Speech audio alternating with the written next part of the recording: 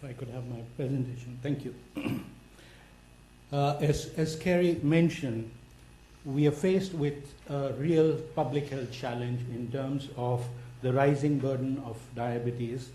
The latest estimates from the IDF indicate that there are 382 million people affected, and every time IDF comes up with the estimated numbers, very soon those numbers get overwhelmed. And therefore, this is an issue that is of great importance.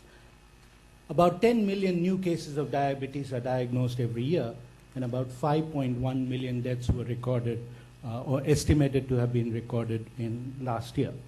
On the other hand, tuberculosis, a disease that has been known to mankind for millennia, is also a serious public health issue.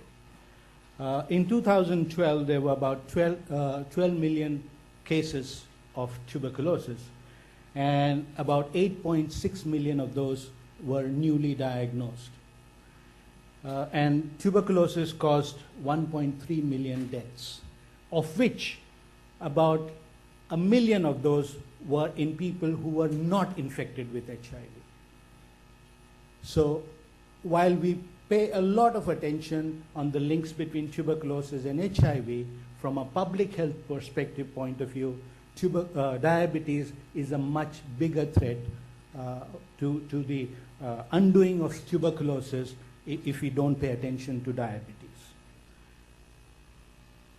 If you look at where is this burden, primarily this is in Southeast Asia and the Western Pacific region, where about 60% of all cases of diabetes globally are located. Africa accounts for about 5.2% of cases, and 80% of cases of diabetes are, as you all know, in the low and middle income countries. On the other hand, tuberculosis also between Southeast Asia and Western Pacific region accounts for 60% of the global burden of tuberculosis. Africa, because of the links with HIV, contributes with roughly about 23%. And here again, 95% of all cases of tuberculosis occur in low and middle income countries. So it is natural that we are starting to see a syndemic. And let me remind some of our assembled guests here that 80 years ago in Europe, it was said that most people with diabetes died of tuberculosis. And once effective treatment for tuberculosis came into existence, we have forgotten this link. Why have we forgotten this link? Because it disappeared in the developing world. Tuberculosis was eliminated almost in the developing world, where diabetes was prevalent. But in the developing world, at that point in time, diabetes was not very prevalent. Now, diabetes is a big problem of the developing world, where tuberculosis still exists in an endemic state. And therefore, ladies and gentlemen, I say that people who forget history are likely to repeat it. And therefore, it is an issue that needs much better attention than it has received so far. Some of the first studies that were published recently on the links between diabetes and tuberculosis was by Stevenson et al. In 2007, where based on data from India of DM prevalence in 2000, they indicated that about 15% of all pulmonary tuberculosis attribute the population attributable risk of tuberculosis, 15% of that was accounted because of diabetes, and that 20% of the smear-positive pulmonary tuberculosis was because of diabetes.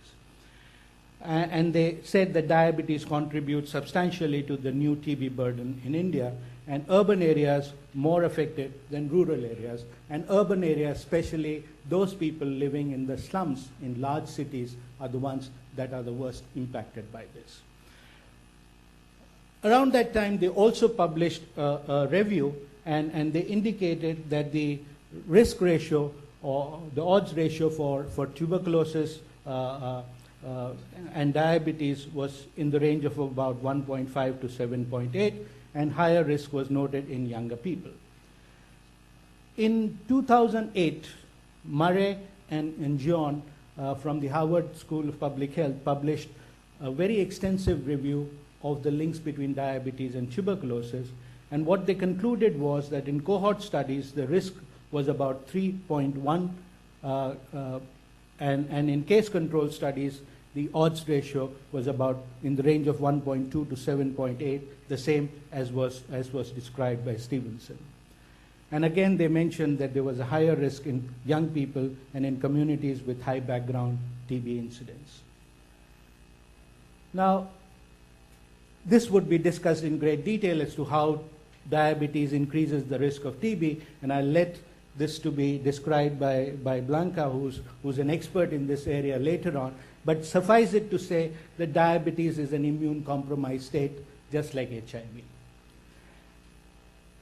And that we know that diabetes is associated with pulmonary microangiopathy, associated with renal failure, micronutrient deficiency, exactly some of the risk factors that increase the chances of people acquiring TB and actually getting on to active TB disease.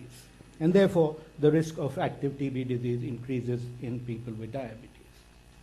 So the association between TB and diabetes is not in doubt. It's biologically plausible.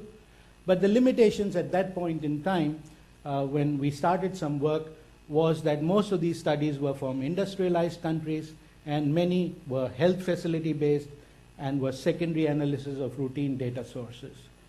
And many critical questions had remained unanswered between the links between diabetes and tuberculosis. At that point in time, on behalf of the World Diabetes Foundation, I approached the International Union Against Tuberculosis and Lung Disease and said, this is an area that we need to look at more carefully. And as a consequence, the World Diabetes Foundation decided to fund some of these initiatives and basically funded a program with the union where they commissioned a systematic review by the Harvard School of Public Health to document the current evidence on the links between diabetes and tuberculosis. What were the findings of this systematic review? The systematic review showed that diabetes increases the risk of active TB by 2 to 3-fold, and the risk seems to increase with poor glucose control. The diabetes increases the risk of adverse TB outcomes in terms of delayed sputum conversion, higher relapse rate, and high death rates. And there were no trials on the efficacy of alternative treatment regimens should these patients receive longer anti-tuberculosis treatment compared to those without diabetes. That was not established. Also, the systematic review showed that the number of TB cases needed to be screened to find one new case of diabetes is generally low, about less than 10, particularly in countries where there is a very high rate of diabetes. And these are typically countries such as Mexico, Pacific Islands, India, China, etc., etc. And the appropriateness of TB screening in people with diabetes depends on the local TB burden. If the prevalence of TB is high, then you need roughly about 150 to 200 cases of diabetes to be screened to be able to identify one new case of TB.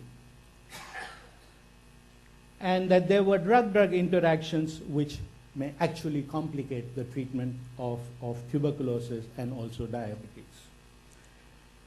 And the systematic review showed that there was very little evidence available on the effectiveness of preventive TB treatment with isoniazid in people with suspected diabetes.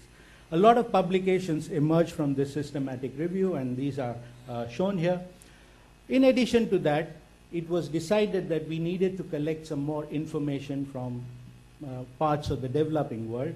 And so the World Diabetes Foundation supported a few initiatives, and one of them was in Chennai in India, where Dr. Vijay Vishwanathan and his group did a survey on the DM prevalence in cases of active TB and found that amongst people with active TB, the prevalence of diabetes was 25% compared to the general population, where the prevalence in the same population was around 10.4%, giving a prevalence ratio of roughly 2.5. Let me tell you, I have not shown it here, But in another state in India, in Kerala, they also published data around the same time, and what they showed was that 44% of people with active tuberculosis had diabetes, half of them undiagnosed. In Tanzania, you would be surprised to note that amongst people with active tuberculosis, the prevalence of diabetes was roughly 17% compared to the general population, which was around 9%. We wanted to do a test whether the bidirectional screening between tuberculosis and diabetes can actually happen in public health settings, and therefore the World Diabetes Foundation funded 2 large initiatives in China and in India to look whether it was possible to do it in the public setting. And the study from China was published in Tropical Medicine and International Health, where they showed that when they screened people with tuberculosis for diabetes, roughly 9.7% were known cases of diabetes previously known, and due to the screening, they were able to identify 3% more cases. Now let me tell you that this was a screening based on only fasting blood glucose, and in the Chinese population, fasting blood glucose only detects 50% of the cases. So had this been an oral glucose tolerance, they might have discovered roughly about 6%. That would have given a prevalence of around 15 to 16% in the patients with tuberculosis compared to the background prevalence of around 9%. In India, as I mentioned, the study from Dr. Vishwanathan actually showed that due to screening based on oral glucose tolerance tests, we were able to identify 9% more cases newly discovered during the screening process. Similar data from Nigeria, which is still not published, but basically Dr. Ogbera and a group screened about 4,000 cases of tuberculosis attending the tuberculosis centers in Nigeria, and they found the prevalence of diabetes in this group was 12% compared to the background population in Nigeria of around 4%. And 65% of these cases had not previously been detected. It's not surprising because in Africa, 1 out of only 3 persons with diabetes is actually detected with diabetes, so this is not surprising. A larger study in India also showed similar kind of data, and I will not bore you with more statistics. On the other hand, if we start screening people with diabetes for tuberculosis, we're likely to find not as many cases, because after all, tuberculosis is a much rarer disease compared to diabetes. So you need to screen roughly about 250 to 300 cases of diabetes to be able to identify a new case of tuberculosis. But is it worth doing? I think it is, because doing a simple symptom screen to identify people who might be at risk and then subjecting them to sputum examination and X-ray would be helpful. And in this case, in India, the Indian Tuberculosis Diabetes Study Group reported in the Tropical Medicine and International Health earlier this year, they recorded that people with diabetes had 8 times higher rates of tuberculosis in that population compared to the background population. So the background population had 106 per 100,000 cases of tuberculosis, but amongst people with diabetes, it was 8 times higher. A similar data from China indicating that the rates of tuberculosis in patients with diabetes were roughly about 5 to 6 times higher than in the general population. I'll skip this one. As a consequence of all this work, the International Union Against Tuberculosis and Lung Disease and the WHO worked together and to create a collaborative framework. And this collaborative framework was actually published in 2011. I'm proud to say that what took the HIV TB world to come to an understanding between the risks between the two conditions, it took 10 years. In the case of diabetes and tuberculosis, we were able to fast forward it to about 3 years. But still, it is a kind of a collaborative framework. It is not a guideline because we need more evidence from the field. And therefore, it has been referred to as a collaborative framework. And this has been circulated through the WHO and the Union to partners and all the other agencies. It was also presented at the UN Summit on NCDs. Presentations were made at the Union Conference in France. And field testing, as I mentioned, has been done in India and China and is ongoing in Mexico and Sri Lanka. And we're doing a lot of research to find out what other evidence we can generate around it. But basically, what are the recommendations from this collaborative framework? It is for the first time that the tuberculosis programs are talking about and recommending to governments that they need to do something about diabetes. That if we want to control TB, we also need to address diabetes. And so basically it is talking about establishing a mechanism for collaboration and for ensuring that there is bidirectional screening that happens between TB and diabetes. We have had some wins already in terms of policy changes. The Government of India earlier this year launched the TB India report of 2013, which talks about zero TB deaths and stop TB in my lifetime. And in the policy document, the Government of India has already made a decision that in the 100 districts where the National Program for Prevention Control for Cancer, Diabetes, and Cardiovascular Disease is ongoing, they would screen all patients of tuberculosis for diabetes. Halfway down the line, they even made a further concession, and they said that we will screen all patients with tuberculosis for diabetes at all the centers for tuberculosis control that do sputum microscopy. Now, one thing is to make a policy decision. The other is to get it off the ground. And so we still have huge challenges. So if you start believing that it is already starting to happen on the ground, no, it will take time. But nonetheless, it's a very important policy action that has happened. It's very rarely that Lancet would publish a commentary on an article that has been published in another journal. And when the data from China study was published in Tropical Medicine and International Health, Lancet published this commentary that China registers success with TB diabetes screening initiative. And although we hope that China would take the same actions as India, it will take some more persuasion and advocacy to get there. So in summary, I'd like to say that the burden of diabetes and tuberculosis is converging, and we call it here as the syndemic. Basically, there are about 22 countries with high TB burden, where 80% of all cases of TB are known. We also have 10 countries with diabetes that have the highest burden, and then if you include countries, some of the other countries, then we have China, India, Brazil, Bangladesh, Indonesia, Pakistan, Russia, which are both high burden for tuberculosis and have high burden for diabetes. And therefore, it is mandatory that at least in some of these countries, we are able to get this program rolling. So in summary, diabetes increases the risk of active TB by 2 to 3-fold. Diabetes increases the risk of adverse TB treatment outcomes.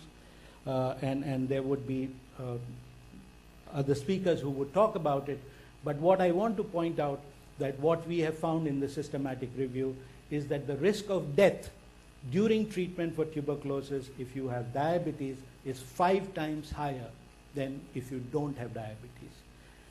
And in HIV-infected patients that also have diabetes, the risk is actually lower because people die off from HIV, and therefore attributable risk to diabetes is much lower.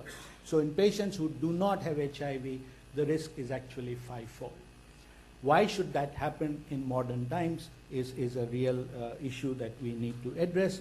And there are these drug-drug interactions which complicate treatment. We need to look at this and to decide whether the current strategy for treatment of tuberculosis, which is a 6-month short course therapy, is the most appropriate for people with diabetes.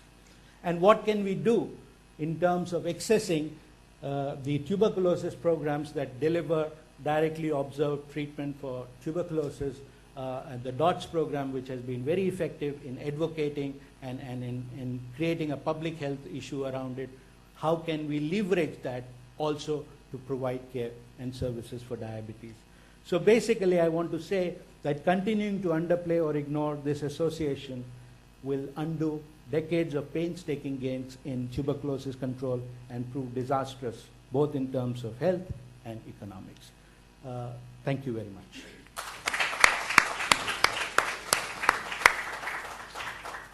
And now I'll invite Kerry to make her presentation. Okay, thank you, Anil. And that's a wonderful introduction to our session. Just wait for my slides. We'll take questions